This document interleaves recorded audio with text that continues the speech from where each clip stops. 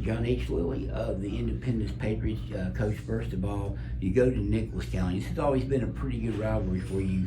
It's a little bit of a trip, but compared to what you've done the last 2 weeks to start the season, an easier trip. Yeah, it's not as far as 5 hours and going 2 hours and set for 4 hours. So in that regard, it's not that big a trip. Now, in years past, it's one of our longer trips. So we had to prepare for that. But it's always fun to go up there. They treat you first class. There's nothing about Nicholas County that's not first class. The AD's first class, Gene's first class. So it's a good game for us to play. What do you know about your team after 2 weeks? You had a lot of people playing new positions if they played last year, or just new guys to into the starting line. What did you learn about your team? Well, I learned that this team has a little bit of cold camp tough about them. They've had to overcome a lot in just 2 weeks. We first game we get up there. We don't even walk on the field till almost 10 o'clock.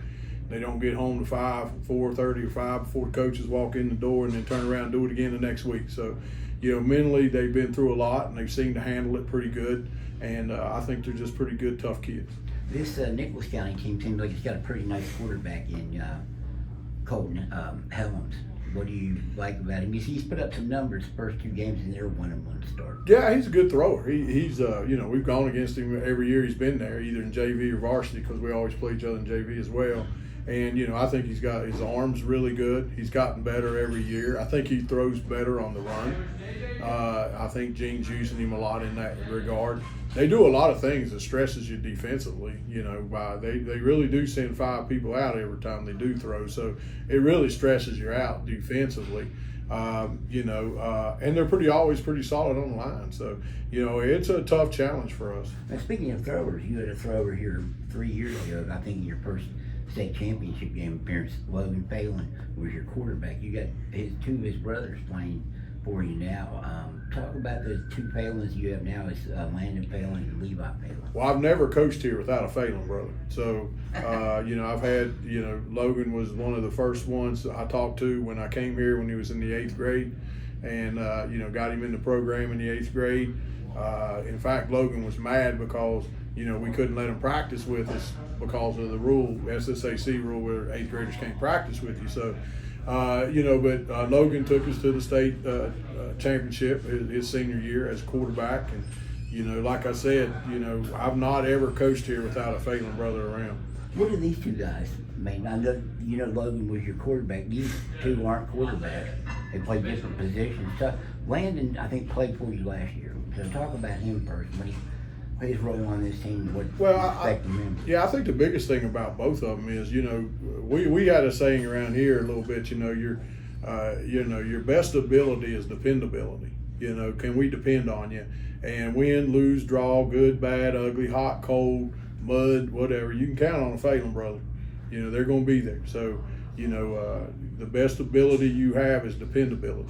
And, we preach that a lot, and it's easy sometimes to quit and roll over, but that just is not in their DNA. And, they're hard-working kids, just like their older brother. They don't say a whole lot. I never heard them say an ill word about anybody. They're always got a smile on their face. They're just flat-out good football players and flat-out good people. I think the thing I remember about Logan, too, you said that he was probably at that time one of your best linebackers, but he couldn't play that because you didn't want to lose him at quarterback. He did play there some. I think Landon played that position, too. Any similarities between the 2? Yeah, they are. They're both very tactical in how they do things. No, Logan was starting at outside linebacker. If you remember, and against Liberty, he did something to his elbow in the second quarter. So his senior year, year. So we didn't play him unless we absolutely had to. And there was some playoff games where we went against some bigger teams that were bigger than us physically, and we had to put him and Atticus back in. Well, we tried not to use them as much as we could. But no, they're very similar. They're smart. That's the biggest thing. You can tell you don't have to tell them 3 and 4 times to do something. They're very smart kids, very good football players. I think Levi's a lineman. Levi's a work in progress. He started for us last week. He'll probably start for us this week. We want him to get. He's already big. He's a big boy. He's about 260 right now. But you know, we want him to get more muscular and get rid of some baby fat and get a little bit stronger. And I think he will, because he's just 16. So he's going to continue to get better. And if he's like his two other brothers, you know, they're weight room junkies. They'll, you know, that's the biggest thing with them. Sometimes they're in the weight room too much, you know, they get tight, you know, but, you know, they're just great kids to coach. The Brooke game, John, you had to travel, like you said, 5 hours on the bus to get there.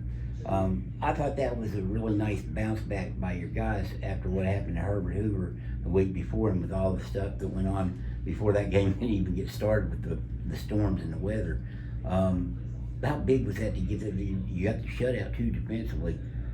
What do you think that ranks as far as getting you back where you need to be going on in the season? Which there's a lot more big, you know. Yeah, you know. First of all, Brooke's a good football team. You don't pay any attention to that record. You know, they have just played 2 good football teams, and they'll play another one this week. You know, so their schedule's kind of brutal too. But and they got bodies. They're good-looking kids. They're put together really well. You know, you can tell they're just good-looking farm kids. You know, farm boys.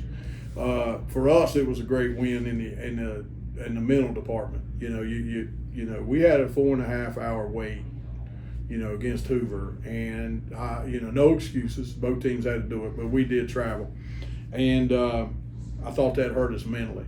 And to come back off of that and then go back to Brooke and then have another hour and 15-minute lightning delay, 5 hours away from home, you could kind of just see us. You could just kind of see the demeanor in the locker room was like, okay, we're not getting home at 6 o'clock, you know.